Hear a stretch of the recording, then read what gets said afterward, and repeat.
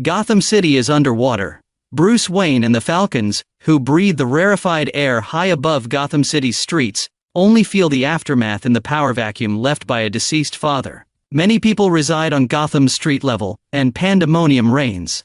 Anyone who has spent any amount of time in any version of this city will recognize the sequence of news voices and flashes of chaotic film that guide us through the cyclone of urban destruction. That's because we're in Matt Reeves' The Batman universe, just dubbed as the Batman Epic Crime Saga, the latest in a long line of WB/DC productions to receive a generous series-length extension on HBO Max. Under the careful narrative direction of showrunner Lauren LaFranc, the Penguin casts Colin Farrell's Oswald Cobb in a monstrous but recognizably human rise-to-power arch that feels as at home alongside the HBO crime drama canon as it does with DC villain-centered fare like Peacemaker or Harley Quinn. We find Oswald Cobb precisely where we left him in Matt Reeves' The Batman, staring out over the metropolis, sitting in the no-man's land between worlds, the city between cities. Things will get worse before they get better, warns Batman's voiceover near the end of the film, over the identical shot of Oz that opens the Penguin. And some will seize the chance to grab everything they can. Oz sees an opening in the Riddler's attack on Gotham. A chance to seize control of the city once and for all. What's his plan? Unclear. But those steely eyes speak volumes. If early reviews are to be trusted, this play will include one of the most unforgettable comic book villain performances in recent memory.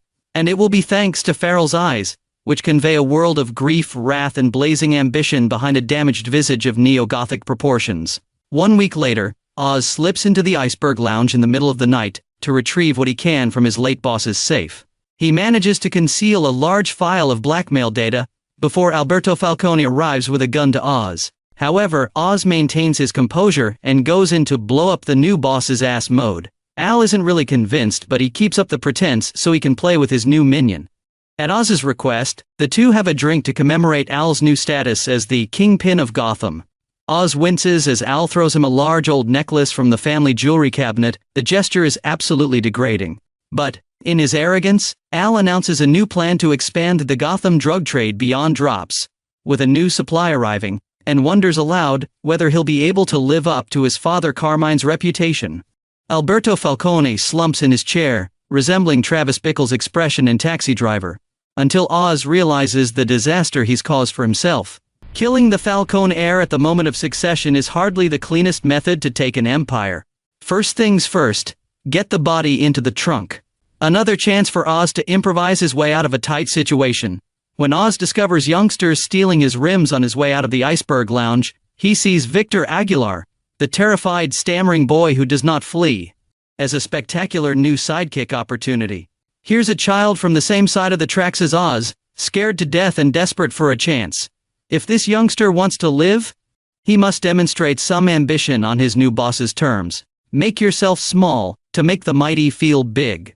Enter Sofia Falcone, also known as the Hangman, the family's resident serial killer who has recently been freed from Arkham Asylum. When Miliotti's eyes meet Farrell's, a fantastic DC combination is formed, and their impromptu meal in the next scene is a superb sparring match of damaged but sharp wits. Vitti may have turned down Oz's invitation to lead a new drug operation, but Sofia draws him in with an appeal to their shared feeling of outsider status.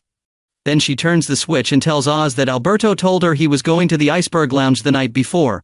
The next day, Oz presents her brother's hidden new drug operation as his own. "So I'm going to ask you again," Sofia responds. "Do you know where my brother is?"